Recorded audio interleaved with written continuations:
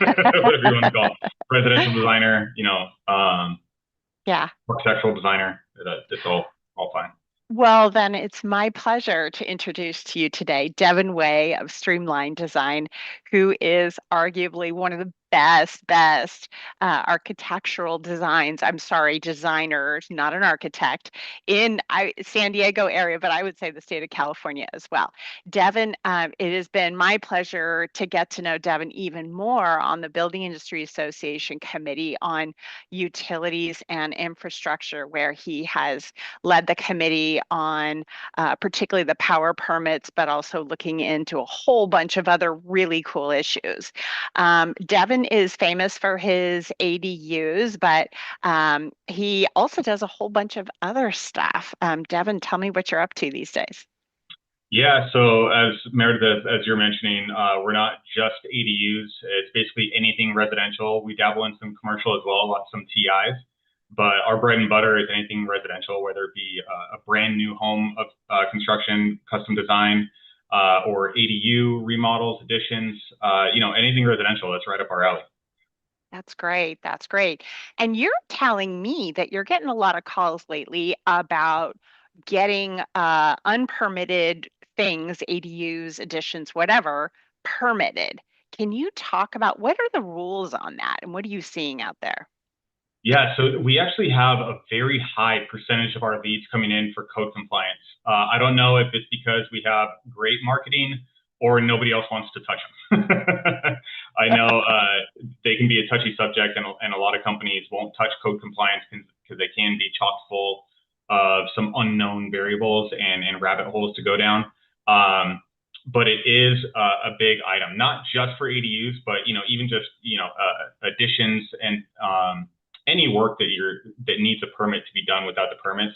But we do see more and more frequently a lot of ADUs or junior ADU conversions, things of that sort, either renovating your home to fit it in. And we've even seen, brand new detached construction of ADUs with no permits at all. And those come across our plate as well. Uh, But and so that's the not unusual. Cole Peterson, who's like the grandfather of Granny Flats, has estimated that 50% of California's ADUs have never been permitted. So the state rolled out a new law, what is it, AB 2533, that's kind of an amnesty for unpermitted ADUs. But now we're all figuring this out. This is all brand new. What does that really look like that you've seen? Yeah, and so the AB 2533, basically the broad view is any ADU or junior ADU that was built prior to January 1st, 2020 is essentially grandfathered in with the caveat that it has to meet health and safety requirements. And so why this is great is not even for the people who knowingly built an ADU or converted their space, but we see a lot of people to where they either bought a home knowing or unknowingly that an ADU was built and it wasn't permitted, and then surprise, they get a code enforcement notice coming in the mail, which can be a very threatening letter saying you're going to start incurring fees on a daily basis. And so it is a panic-inducing process to go through. But this bill allows, especially for people that did it unknowingly and essentially bought a property, to where they can go and permit an ADU or a junior ADU.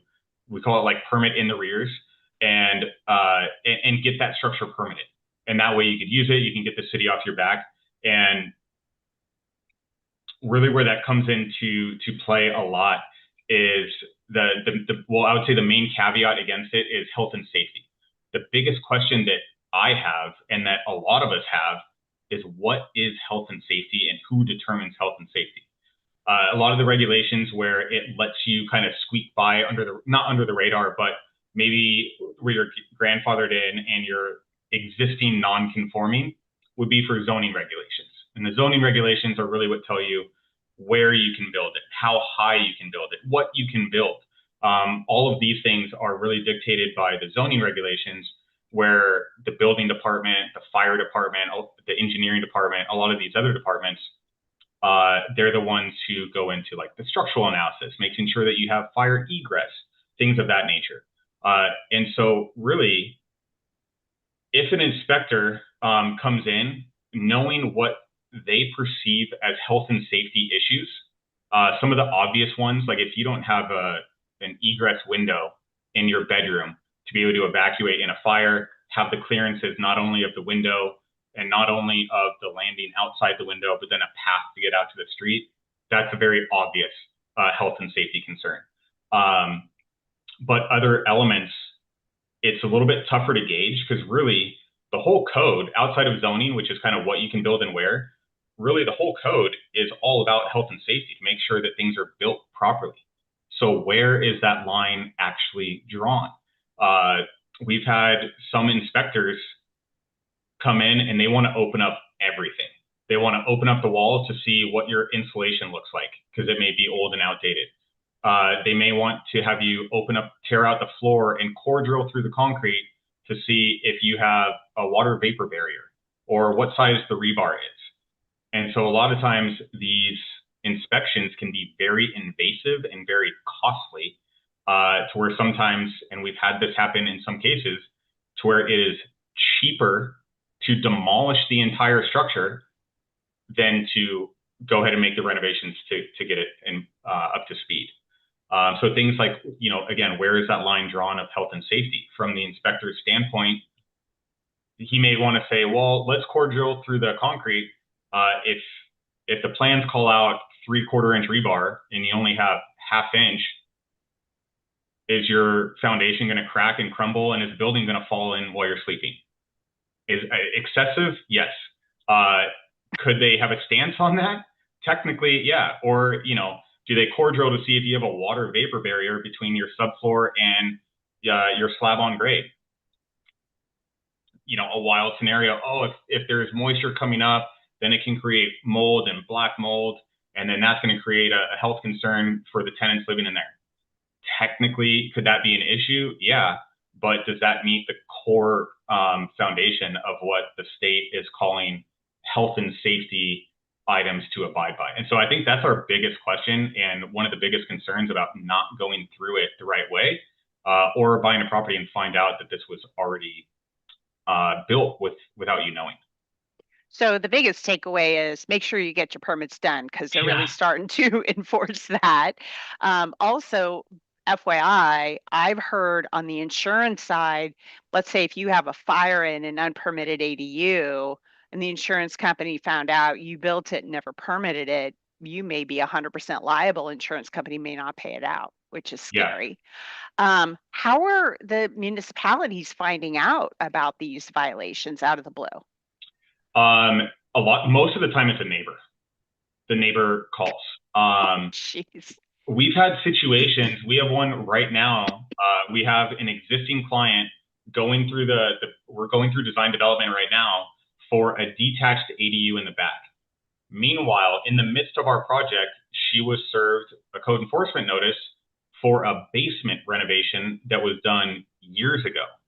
So nothing's been brought to the city's attention. It's unlikely that a neighbor would even know about the basement. So some of these are we have no idea how it's called. Most of the time it is by a neighbor. Sometimes it's by assessors. So assessors might drive by properties just to look at neighbors. They look at the building records, they'll look at square footages, and then they'll see on the building records that, this detached ADU wasn't on the original records, and that's a more obvious one. So it could even come from assessors or city officials in the neighborhood.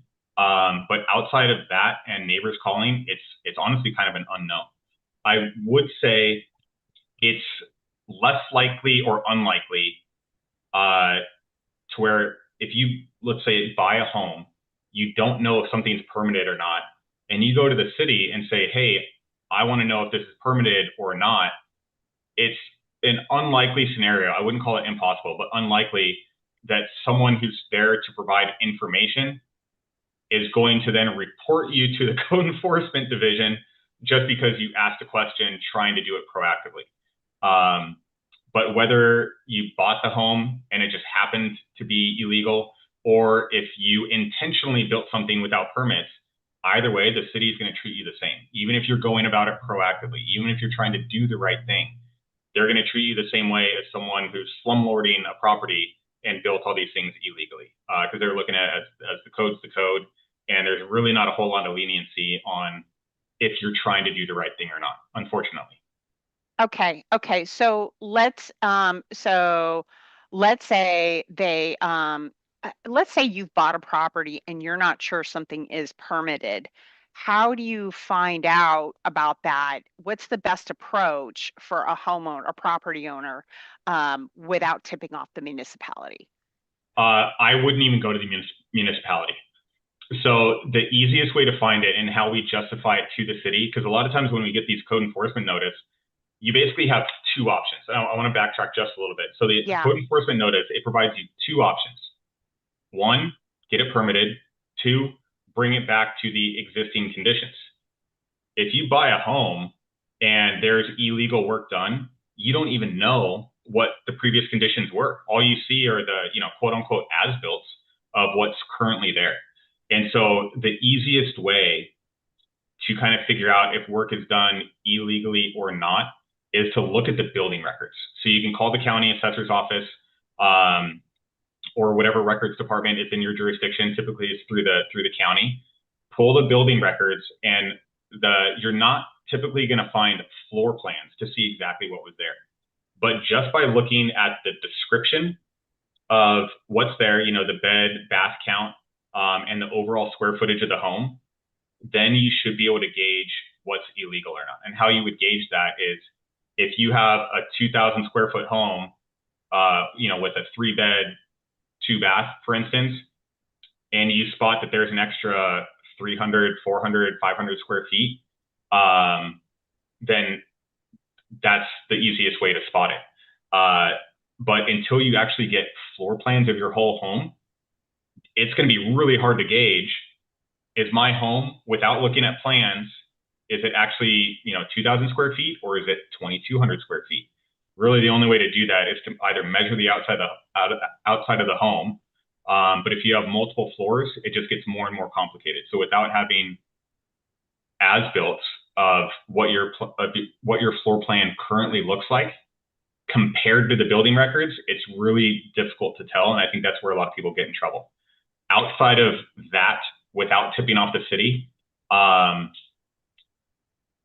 it's not like you can even go to the city and ask to see if something's permitted or not without providing your address. So at some point, you have to tip your hand and show your cards to the table, and you're just hoping that the source that you're going to for information doesn't find out like, oh, no, it's not permitted, and then pick up the phone and call the code enforcement division. Like I said, unlikely for that to happen, but it's a hope and a wish. So a better way would be to call someone like you to come out, look at it and see the scope and get your thoughts. And then you do the work with the assessor and all that kind of stuff. That's interesting. I just learned something. So you're measuring from square footage from the outside of the house, correct? Because in real estate, we measure from the inside walls. And that can add up by, 50 feet or whatever. Yeah, I mean, if you have like a 50-foot, let's say a 50-foot by a 100-foot home, boy, that's massive. But let's say, yeah, you had a 2,000 square foot home, even just the wall thickness going all the way around, which is Right. typically 5 inches if you're doing 2x4 framing, Yeah. or 7 inches if you're doing 2x6 framing. I mean, that can add up to 10, 20, 30 square feet easy. Yeah. And then a homeowner would be confused. I totally get it. So they've got these two options. What are you seeing the inspectors? I mean, tell me some examples of what you've been through. So we're currently utilizing the AB 2533 regulation. We have not finalized the process on any of them yet because it is a newer regulation. We're also simultaneously trying to backtrack on permits that we've already acquired for code compliance projects, just because if we can utilize the new regulation, even though it's already been permitted, there's a list of renovations that need to occur to be compliant with current codes, not just the health and safety, but everything.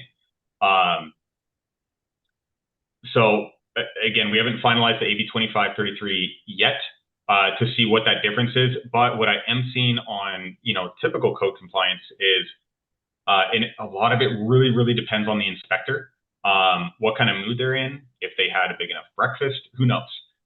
But normally, and this is what I've typically told clients, and there's been a few exceptions to this where the inspectors can get overzealous.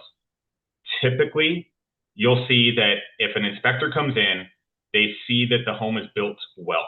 They can look at the electrical outlets and the wiring looks good. They can look under the sink and see that the plumbing connections are done well. The cosmetics are clean. There's not cracks and things of that nature. And it looks like the home is built well. It draws less red flags, and they're less likely to have you open up walls to get eyes on what can't be seen. But if they start to see red flags like shoddy wiring, the electrical panel isn't necessarily built up to code, there's leaks coming through and they see, water stains in the ceiling or behind the wall, then they're going to be like, something's going on, open up the wall. And really, they're within all their rights to have you open up everything, floors, walls, everything, to see what the insulation looks like. Is that up to code? So you're ripping out the drywall and wow. And so one of the inspectors that we had in Vista, and I had this argument with the guy, and he's like, well, how am I supposed to know what's there if I don't open it up? I was like, understood. And kind of what his point was, through code compliance, if it was built, 10, 15, 20 years ago, especially through Title 24, the regulations were different. So if you have maybe an R16 insulation, which is a lower quality insulation, where now the regulations require more insulative material, if you're not meeting those codes, he can force you to take out all of the drywall or the exterior or the stucco on the outside of the home around the entire home to replace all of the insulation. And the insulation is in every exterior wall. If you don't have a vapor barrier between your concrete and your subfloor, that can create moisture coming in. So, if you're building 10, 15, 20 years ago, some of these regulations didn't apply, but now they do. And so that's where you could really have to open up the majority of your floors, if not all of them, and the majority of your walls. And that's where the construction budget to permit what may look to be good construction, just because it doesn't meet current code, I mean, you're incurring tens of thousands of dollars, potentially. Yeah, that's terrible. That is, so we got to be on the lookout. Wow. What else are you seeing out there? So generally health and safety. Now, this bill was written by Jonathan Pacheco Bell. He's a former City of Los Angeles inspector, and he was out there and felt bad for families who'd actually done what we call a workmanlike job, but just had never bothered to get it permitted. And you see a lot of these, at least in my view, in real estate. You see a lot of these 1940s and 50s homes where grandpa back in the 70s, added an addition or whatever and just never bothered to get it permitted. And since then, the codes have been updated and they're stricter. I still have to laugh though. I don't remember when I was growing up or my grandparents ever talking about black mold. Why do we suddenly have a problem with black mold? I don't understand. Am I wrong? Yeah, I don't know. I mean, I feel like we only had to worry about asbestos. That was the biggest one. Right, right. Oh my gosh, crazy. Well, cool. That's cool. What else are you seeing in terms of trends for designing ADUs, particularly to optimize rental income, save space? What type of design trends are you seeing? Well, I mean, obviously the ADU has a great ROI. If it's for a rental property, it's kind of a no-brainer because you're not living there. But if you are going to be living there and doing an ADU in the back or a junior ADU in between, one of the bigger things to keep in mind is privacy between the space, especially let's say you're doing an ADU duplex and you want to, or even just doing an ADU above the garage. You want to kind of maintain the privacy. So orientating, especially windows and access to the unit. I mean, and then not just with putting up a fence in between and not just, trying to plant trees or bushes that you hope don't die off in the future, but really on the construction itself to orientate the access to where you could potentially live and never even know that you have a neighbor living on your own property. So I think Yeah. that's a big one to take into consideration. A lot of our clients are wanting to do that. More people who are investing just for the investments. They're really just trying to cram as much into the space as we can within the building envelope. Envelope meaning within your setbacks and height limits. But especially in California, the either Spanish tiles or the asphalt shingles is the typical roof. The stucco on the exterior is the typical siding. Doing anything beyond that would incur additional costs, but especially if you're going to be living there, putting a little bit extra into not just the facade, or sorry, not just to the interiors having a nicer kitchen and nice flooring, but also just the visibility, not only for the tenants that you may have or family that you may have, but also yourself. Adding some nice accent walls or accent materials is a nice way to bring the space more to life as well. I love that. I love that. Where should people uh, cut corners? Like you mentioned, stucco is cheaper than other materials. I think you're saying that. And where would you splurge? So let's talk about where would you cut costs that would surprise people. Is that true? Stucco's the cheapest? I don't know about the cheapest. I always refer to the contractors and be like, well, don't take my word on it, Yeah. because the prices always change. But yeah, I mean, if you're going to be doing like either natural stone or like faux stone, that can increase a lot more. If you're doing a nicer like wood siding or wood material, or even like a finished polished concrete, things like that do require more labor, which can increase the price. Hmm. I would say as far as cutting corners, that's kind of your general contractor grade. And a lot of that has to do with your finishes on the inside. Like what type of refrigerator and oven and stove are you purchasing? What type of flooring are you purchasing? Are you doing crown molding or are you doing baseboards? What type of lighting fixtures are you doing? All of these kind of amenities inside is what can really drive up a home, $50,000, $80,000, even though you have the exact same architectural footprint and layout. So if budget is a concern, that could be areas to draw in. And I would say the areas that I would personally like to splurge on, obviously the kitchen is a nice area, but you can always upgrade the kitchen later. When you're building out the home, that's harder to do. I think the ceiling height and even going for lofted ceilings. So even if you don't have the full height to go above, I think, and even especially on smaller footprint buildings, if you're doing, maybe just like a 400 or a 600, or, trying to stay under that 750 threshold to avoid development impact fees. I think increasing the height to at least 9 feet, that's kind of our standard that we try to maintain. But even going with lofted ceilings on the inside, it does increase the cost because there's more drywall, more paint. You might have to go with a scissor truss or on-site framing to accommodate. But I think that makes a big impact. And that also allows you to put more light in the space, and it just brightens and warms up the space a lot. Nice. What's a scissor truss?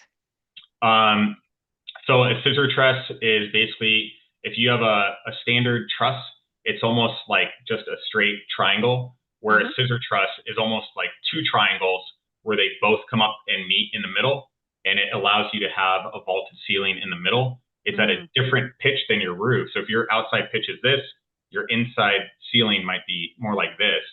Um, but that allows you for a wider span Yeah. to still have that vaulted ceiling, and it can be cheaper to do that rather than having framers custom build out that framework inside.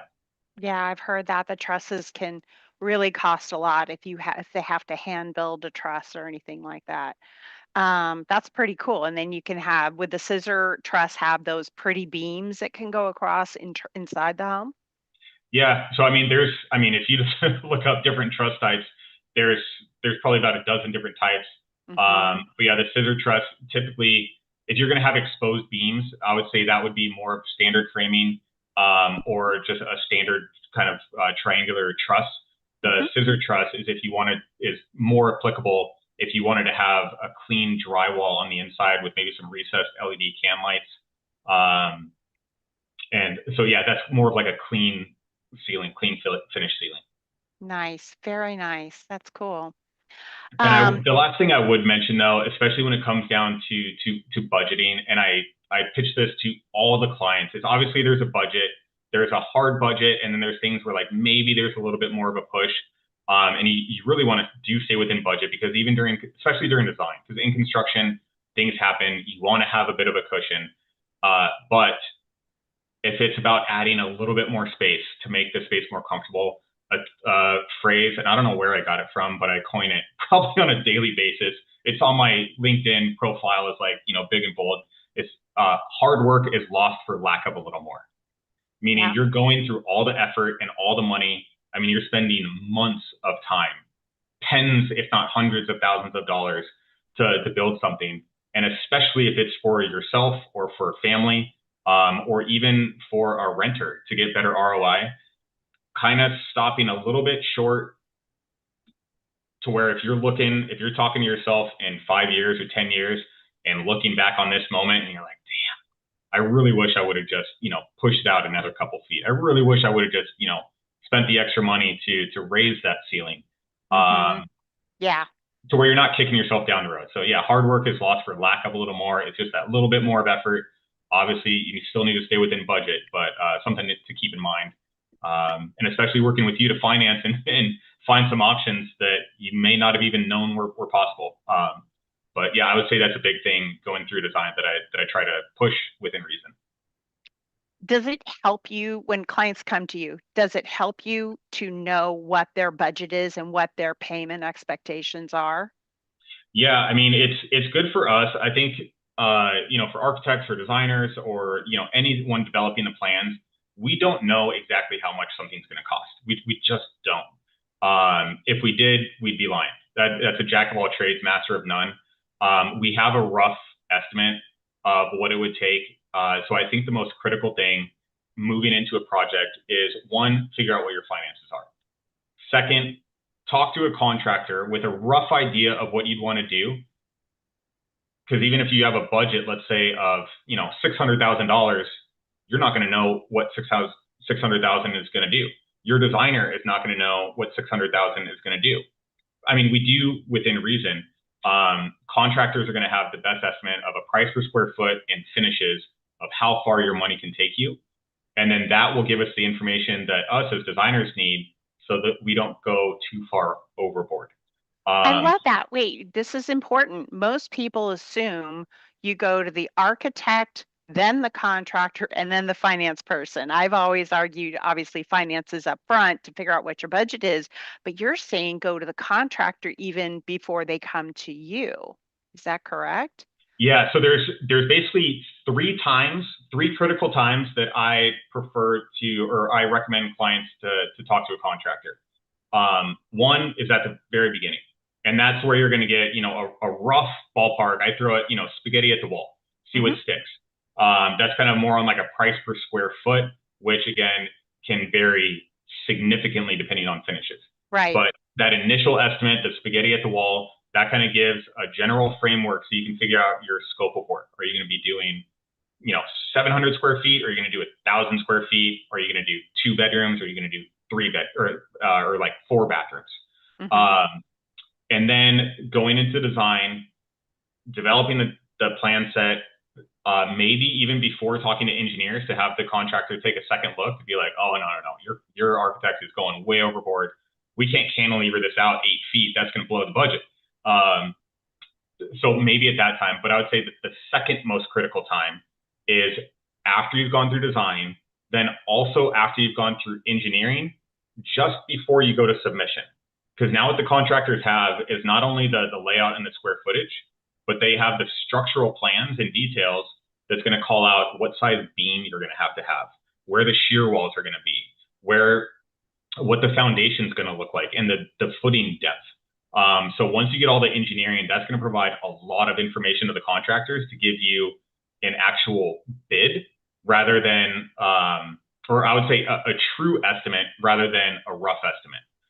And the third time to go into and speak with the contractor is going to be once plans are wrapping up with plan review in the city, and you're either at plan approval or anticipated to go up to plan approval, that's when you go out and talk to your contractor again, not only to schedule in the time, but now you're not just going from a quote, you're going to an actual bid.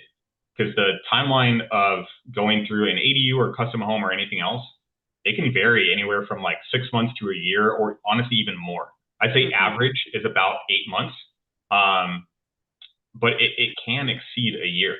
And so the pricing of materials and labor can change a lot over the course of a year.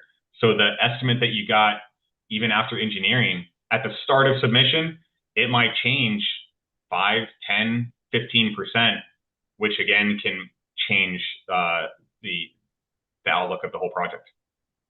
Wow, you've just taught me so much right there. That makes all the sense in the world. It also explains why contractors can't give you a precise bid up front. I get a lot of clients who are like, well, I need to have a precise bid right now. Well, the contractor doesn't even know what you're building, right? And I don't believe in price per square foot, even as a concept, because the truth is you don't know, and it's confusing. The price per square foot on a smaller house goes up and goes down with a larger house because the price per square foot isn't an extra square foot of concrete and linoleum. It's the guts of the house and the finishes. And no matter how big you or small you build, you got to still have all that. Um, so interesting. So your contractor's really the one who's going to know the pricing and then refine it as the designs go along. And I appreciate this because all the great contractors here in San Diego work with you and talk about how you're great with collaborating with them. If they're like, oh, the prices of this has gone up, can we switch it to that? Yeah, sure, before too much time and effort and money has been spent. That's great. Yeah, Great. because I know obviously timeline is a big factor, especially for investment properties, to where you're potentially losing thousands of dollars a month on rental income, but you could be paying thousands more by not doing the due diligence up front and really just kind of pushing through, not getting the quotes. And I think you've mentioned that, the majority of ADUs that are permitted don't even get built because they weren't budgeted properly. And Yeah, there's probably at least that many more to where, and we've had this happen, unfortunately, a few times to where the clients didn't do as we're talking about, and they get through all of plan review, and then they get the final bill from the city, which can be, maybe 10, 15, $20,000 potentially.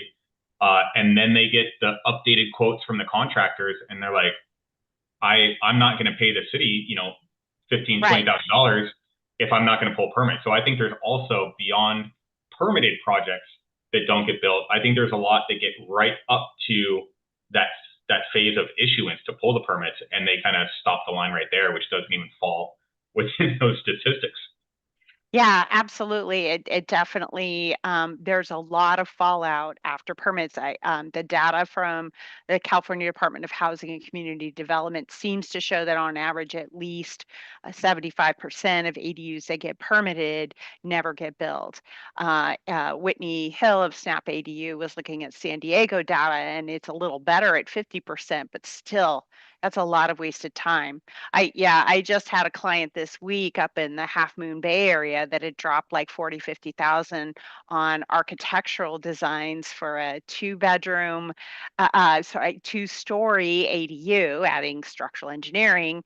And when we went to look at the rental income on the two bedrooms, which are the least popular configuration up there, she was going to lose money. I mean, there's no point in building them. And now she's looking at building, a totally different configuration.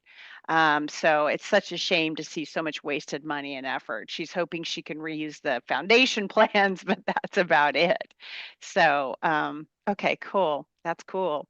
Let's go back on the permitting side and talk about I think it's AB 253 or it's SB 253 that allows private permitting reviewing. All of the contractors, the law states that if a city or a municipality cannot approve your permit within 30 days, then you are allowed to hire a private permit reviewer, pay them. They can submit it to their approval or whatever to the municipality, and the municipality has to accept it ministerially within 10 days unless something is missing. Now, this is brand new law. All of my contractors are like, well, who does the private permit? Like, what's happening with this? Because this, and by the way, when we were talking the other day, I noticed you were looking at the city permit times, and it's not just the permit department, it's the fire and the building. Tell me, what does this mean? Yeah. So, and just one clarification on it. So the 30-day window, I believe, is per review, not for approval. So There's a big difference. yeah. So, and basically how submitting to the city works, it kind of works in three separate phases. You have intake, you have plan review, and then you have issuance. You know, the two slices of bread at the end, the intake and the issuance, that is basically the administrative department, and they're the ones who are going to do for intake. They initially look at the plans. They want to make sure that, you know, if you have to have site plans, elevations, floor plans, structural, all of those, that all of that is there, that the application is filled out properly. Maybe some preliminary comments may occur while it's still in preliminary review. And then once preliminary review is accepted and your application is deemed as complete, then they issue the invoice. Normally, that takes about, on average, I would say about 2 weeks. Sometimes it can take longer. Some jurisdictions will, you know, push that 30-day mark right up to day 29 or day 30. And then same thing for issuance at the tail end of it. Once your plans are approved, then it goes into issuance, and that's where you have to fill out additional information. You know, like either if you're going to go owner builder and act as the manager to schedule all the appointments and inspections and manage all your subcontractors, meaning you're going to manage the drywaller, you're going to manage the painter, you're going to manage the electrician, or if you're going to hire on a general contractor and then you provide their information. And again, at the end, that's when they issue the second round of invoices. Once all the finalized documents are signed and the fees are paid, that's when they actually issue the permit. They issue the inspection card, and that's when you can really hit the ground running. The meat in the middle, that's the plan review.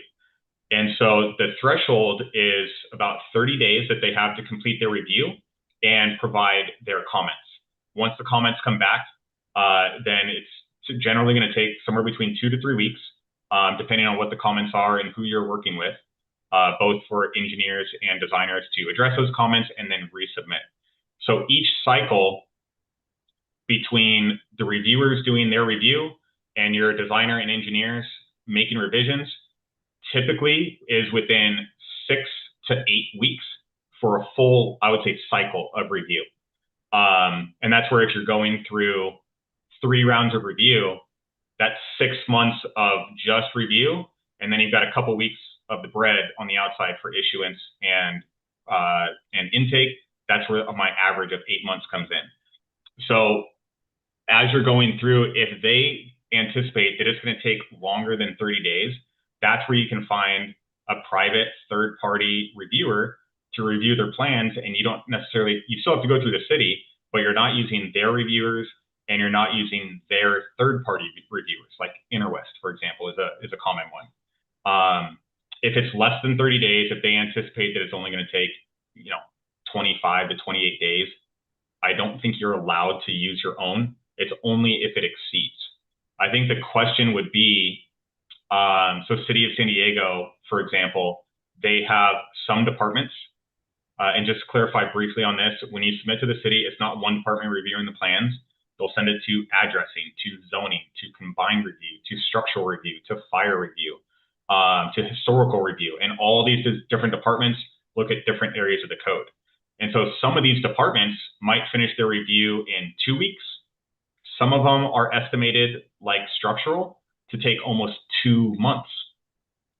So if we bring in a third-party reviewer, do they review everything, or would you have to have a different reviewer for each discipline that's getting reviewed? I think that's one of the bigger questions that I have that hasn't really been clarified yet. Because like we were saying, you're not just submitting to the city and having one reviewer look at everything. You might have 5 to 6 or 7 different reviewers all looking at it. But yeah, I'm looking to get more information on this myself, find that contact who can do it, and bypass the city, create that relationship, especially if you maintain to use them on a regular basis. I think it could be beneficial, one, not only to expedite the timeline, but also create that relationship and understanding to reduce, again, not just the time per review, but reduce the amount of review cycles. Right, right. Many people read the law to say, oh, I can now get my ADU permit approved in 30 days. What does the law really say? And in practice, what does that really mean? Yeah, I'd say that is a bold statement by anyone to make from the city. I think legislation is doing what they can within reason without rewriting the code, but it's you can't even put that pressure on the city, because if the plans were drawn perfectly by everybody, then absolutely they should get it done in 30 days. There shouldn't be any excuse. The problem is, and playing devil's advocate for the reviewer, if you have designers submitting incomplete plans, or it's missing details, or it doesn't actually abide by the zoning regulations or the height limits, or the fire separation distances, or anything else, if it's encroaching into easements, anything like that, they can't be like, well, I'm just going to approve your plans anyway because we're at 30 days. So that's where, again, devil's advocate, they're only going to approve plans that meet the code. And if your designer is going through 2, 3, 4, 5, 6 revisions and not getting it right, then it's going to have to take longer, because they're not going to approve things that aren't, meeting code requirements. Right, right. So you're telling me it's common, you get comments back on a first round of review. The comments have to come back within 30 days, but that doesn't necessarily mean approval at all. Then you have to address those comments. And then in round 2, you might get a whole new set of comments for them to be addressed, correct? Yeah. Until the reviewer's like, okay, you've addressed everything. Yeah, exactly. And so sometimes when you address the comments, sometimes especially if there's a design change that warrants, they're looking at new things and new comments may come about.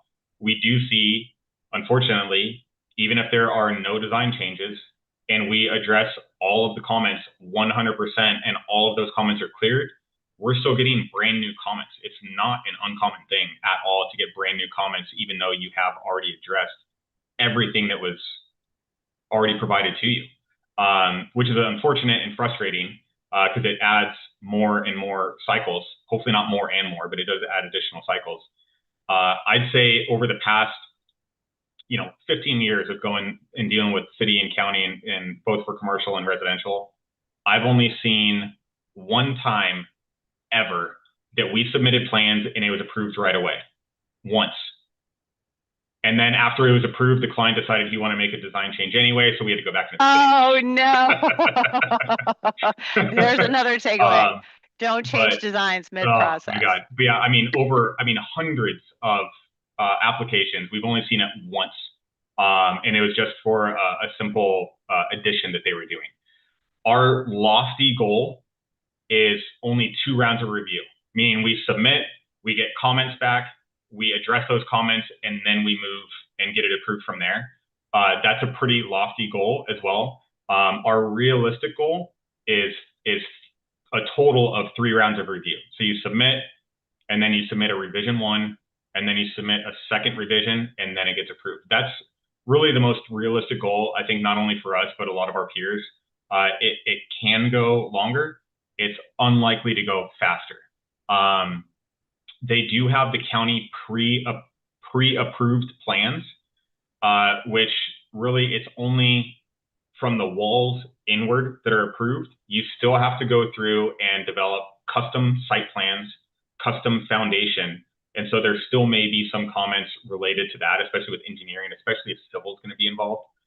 So even the pre-approved plans might still have another round of review, but those should be going quicker. We're going through 4 of them currently. So I'm really going to have them put their money where their mouth is on, quote unquote pre-approved. But yeah, how much time savings does it have, and how much cost savings do the pre-approved plans realistically have? Well, so the cost savings for it is it already has engineering included. So the only engineering you need to get is for the foundation. So all of the walls, all of the roof, all of the windows, it has engineering not only for structural, but also for Title 24, which is the energy code compliance, to make sure your insulation is called out properly, your windows are called out to the proper efficiency. So you are going to be saving, let's say just like 1,000 square foot ADU. I'd say between structural and Title 24, you're going to be saving in the range of about 5,000. Like I would say 4,000 to 5,000 in engineering for that. You'll be making that savings. Plus, there's no design development for your designer. They're just taking the plans, getting the foundation engineered, and then going through the plan review process. It's not something that can really be done by a homeowner. I guess it could, but highly not recommended.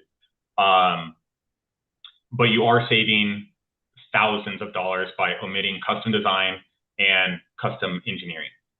You're also saving, maybe the month that it takes for engineering, that could probably be shaved in half for like 2 weeks of engineering. The design development of, maybe 2 months. And even plan review, you're probably saving 2 to 4 months. So overall, I'd say you're saving in the range of, $7,000 to $10,000. Probably around $7,000 to $10,000 in savings, and probably about 6 months of time if everything's done right. So it's a little faster and cheaper, but in the lifespan of a building, let's say 20 or 30 years, is it really the building you want? Is the other question I would ask. So, exactly. Because let's say you save $10,000 on your loan, that's just $60 a month to make sure. So I'm a big believer in making sure, like you were saying, take the time to invest in what you want and don't just grab a pre-approved plan just because you can to save a couple bucks. The bigger picture matters more. Yeah, we're doing that. And I just had a conversation 2 days ago, actually. What's today? Wednesday? Yeah, I had this conversation on Monday with a client to where she has a property and she wants to do 2 separate 600 square foot pre-approved ADUs. Great. When we look at the lot, there are slope conditions to where, bringing in civil engineering for grading permits, obviously want to avoid all of that. But the problem she's running into now is space, because with the pre-approved, you have to take in the fire separation distance. So with the county pre-approved, with the eaves, the roof eaves not being fire rated, the distance is coming from the roof eaves, not necessarily the wall. And this is kind of technical, but the bigger kind of summary of it is she has to maintain 12 feet from her building to the next adjacent building. So if she's trying to do 2 of them, it's a minimum of 24 feet separation between the backyard and the building. And if she's trying to fit another structure in there, it eats up a lot of space. And so to try and meet her goals, we're trying to tell her, put them together, do a duplex instead of this. We could still use the plans, right? Just add a staircase or, share the walls. You're still saving a lot on engineering and design and time. But she'd pay $60 a month more to get what she could really benefit from. And unfortunately, I'm trying to get her past the mentality of, well, like, I know you want to do it now and just get it through so you can just have your permit start building in, 6 to 8 months or maybe even 4 to 6 months. But she's like, well, let's just build this now and then I'll worry about that in the future. It's like, right. But if you do this now, you're not going to have space for that. You're going to have a 10-foot wide structure in the future. So some of these things, again, having the forethought and hard work is lost for lack of a little more, which is exactly what I was telling her. Yep. So even if you go with the pre-approved plan, make sure that it's not going to impact anything now and that it's not going to impact anything in the future. And can you even utilize that as a baseline to get a lot of the work done and still save on time and money, but manipulate it so that it works best for you and your long-term goals? Wow. This is such great info. Again, we're with Devin Way of Streamline Design. Devin, where can people get in touch with you? If you go to our website, it's streamline-dp.com. It has all of our information in there. We're based in Escondido, though we do everything in the greater San Diego area. We'll even go as far as Riverside and even up to areas in Irvine and Oceanside and Orange County. But yeah, if you go to streamline-dp.com or streamlinedesigngroup.com, both of them will take you to the same spot. And you can reach me personally. You can reach me at 858-588-3430. And love to help you out or even just give you a feasibility to see what you're looking at so you have more information to know what's possible. Thanks, Devin. You guys are so great to work with, and I know the contractors love you. So thanks for joining, you giving us tons of information. Have a great week, and we'll talk